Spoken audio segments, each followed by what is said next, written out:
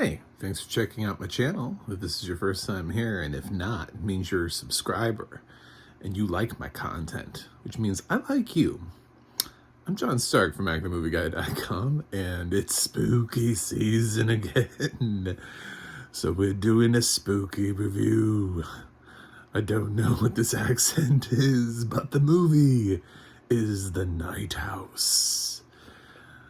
Yes, this has an audio description on HBo MAX currently.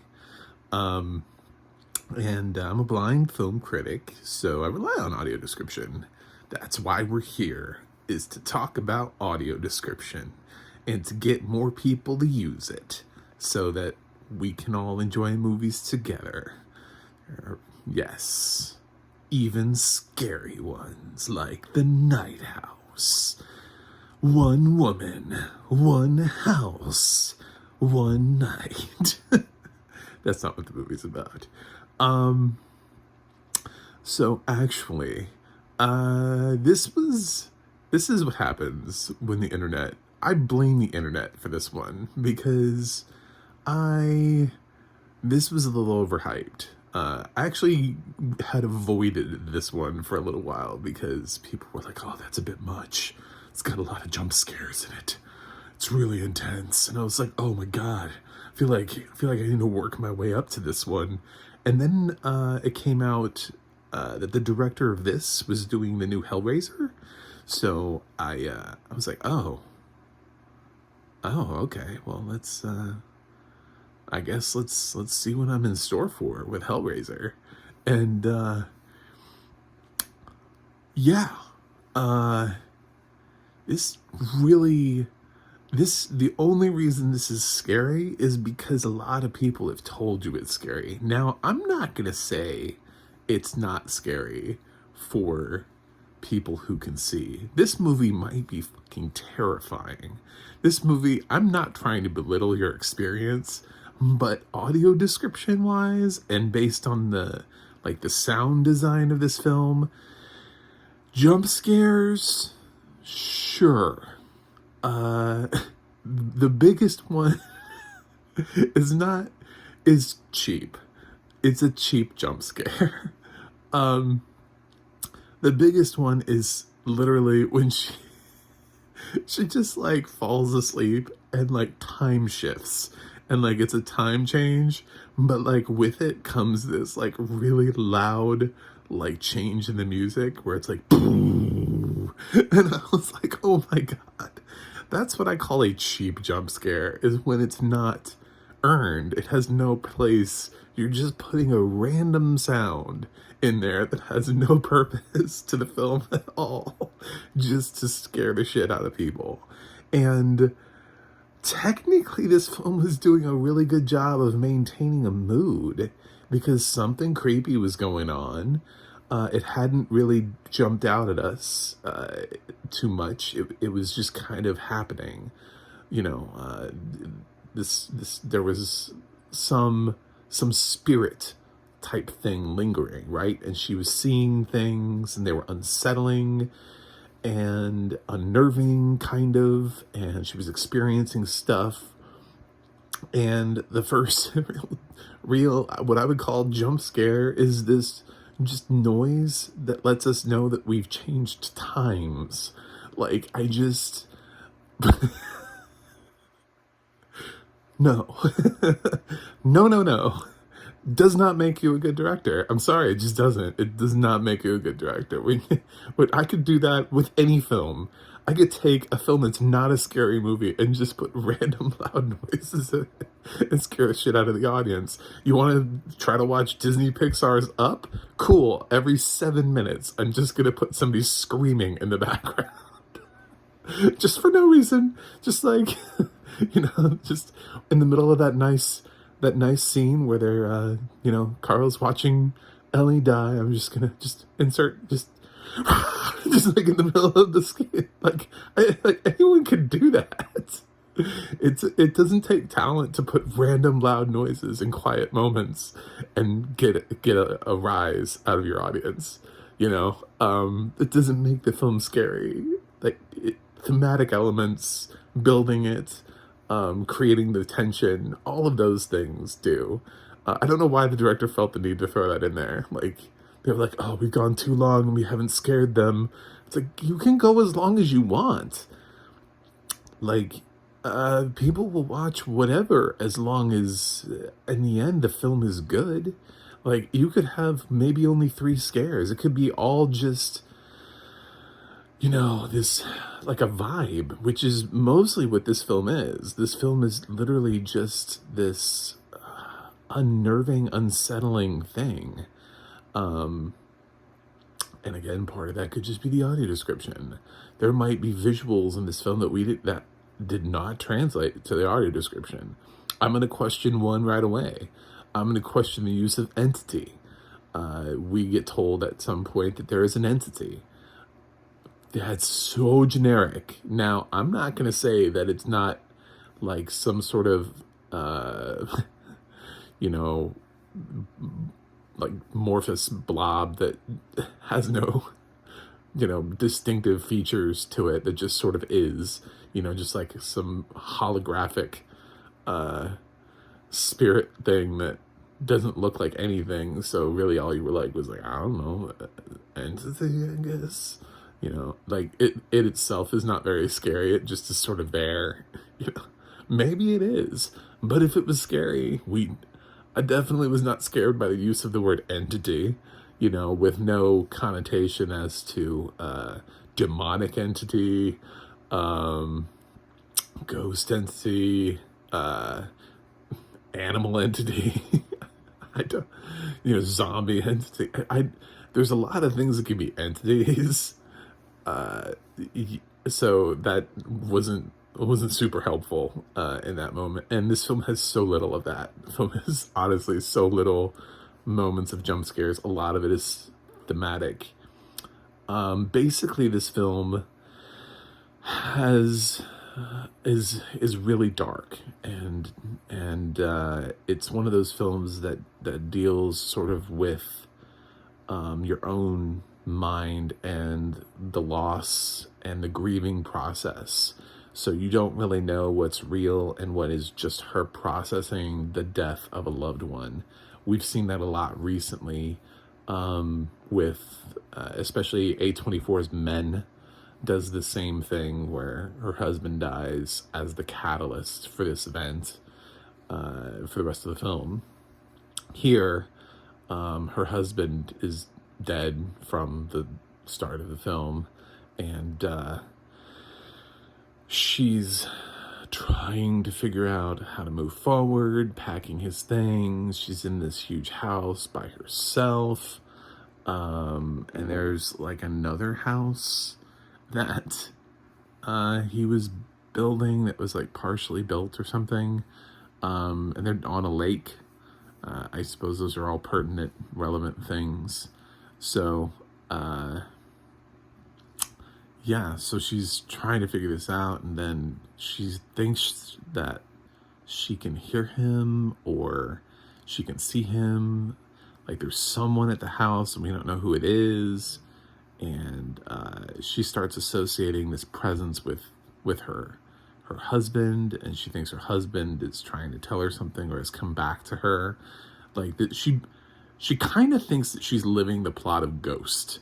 So she's not that terrified. You know what I'm saying? Like, she's not haunted, and the film doesn't do much to challenge her that way for a while, for a long time. So she's trying to investigate and figure out this thing and what her husband's trying to tell her and stuff like that. And then like the last 15 minutes, 20 to 15 minutes are really when the film tries to go off the rails. So,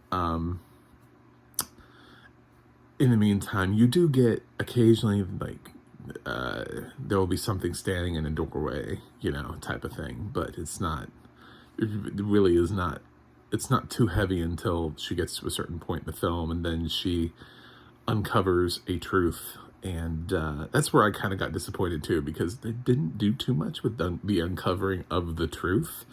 We just kind of moved on from that, and it was kind of a big deal. It was kind of like, oh shit. And then she just kind of was like, I don't even know if that's really what I saw. And it's like, yeah, girl. What? What do you mean? I don't understand.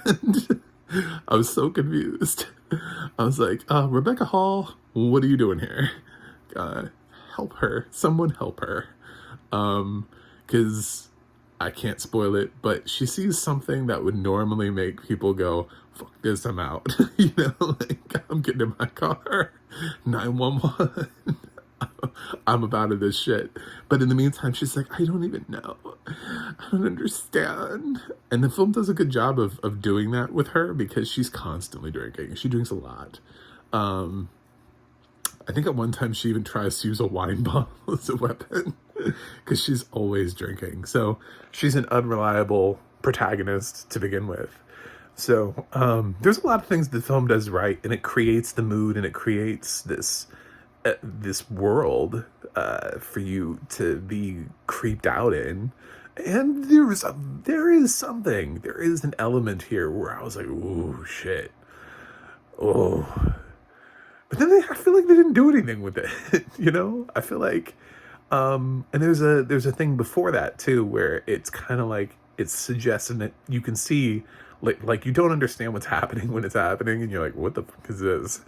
And then like later on in the film it comes back and you're like, oh, that's what that was. Okay. Yeah, like it does all tie in together, but the fact that she's just like, I don't know if this is real anymore. It's like, I don't like you anymore. I was like, I just, like, as a protagonist, and the whole film is based on whether or not you like Rebecca Hall, because if I'm gonna be honest, there are like 2 other characters that have any substantial amount of screen time. One of them is played by Sarah Goldberg, who you will recognize from Barry. And the other one is played by Vonnie Curtis Hall, a name I haven't heard in years. He used to be on ER back in the day. So, yeah. They both have like 10 lines of dialogue, and they're in like, nah, Sarah Goldberg has a little bit more than that. It's just more than 10. She's in a little bit more of the film than Vonnie, but Vonnie is in like 2 scenes, has like a little bit of dialogue. So it's mostly Rebecca Hall wandering around. And there are like a couple other characters that speak like once or twice that she just like runs into. But as far as main characters go, Rebecca Hall. Actually, there are large chunks of this film with no dialogue. This film would be impossible for a blind audience to watch without dialogue, because when you're at home, how many conversations do you have with yourself just alone in your house? You usually don't, right? You just walk around your house just as is. You're not, I mean, some people talk to themselves, I guess, but not usually. So, yeah, she's just walking around her house. So, we would never know what was going on. So, because she's alone in the house for most of the movie. Anyway, I was a little disappointed. I think this film was overhyped, but that's the internet's fault. I think if I just discovered this on my own, maybe I wouldn't be disappointed at all. I'd be like, oh, that was a cool idea. We were thinking about some grief and how to deal with it, and I saw some parallels happening and where we were moving, and so I'm trying to balance my expectations with what I actually got. If somebody had never told me anything about this film, which is why I'm not doing the whole, oh my god, this film is so amazing thing to you guys, because I don't think it is. So, is it as scary as some people have made it out to be? Not for a blind audience. Are there some elements that qualify it to be a good movie for October and spooky and scary? Sure. Would I watch this with kids? No, I would not. This film earned its R rating. That's a lot for content and the reveal that I can't tell you what it is. I would not want kids in the room for that. even kids, you know, even if you're introducing your kids to horror films and you're like, let's do, and I'll be like, this one's got a lot of stuff. There's a lot of conversations to be had after this one. I don't know if I keep older kids maybe, like, use your discretion. And it's R-rated, and I'll tell you, it deserves it. So, yeah, Tansy Alexander narrates, and her voice is great on this. The only thing that I would question is this all?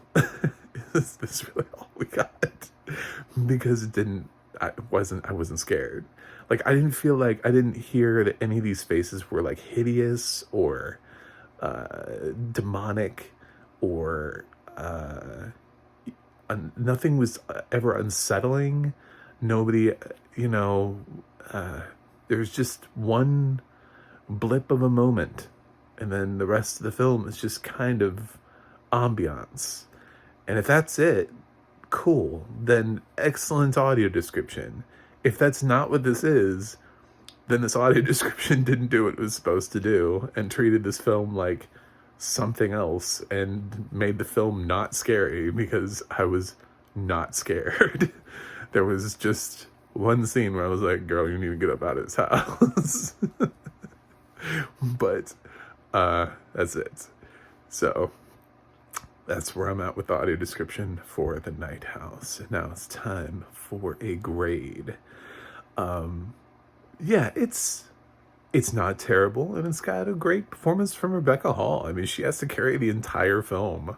I don't know that she's written particularly well, but it's got some good stuff here. It's got some good thematic stuff. It's not your typical horror film, but ultimately, it's just not scary. So I'm not gonna firebomb this film, but I'm gonna give The Night House a C+.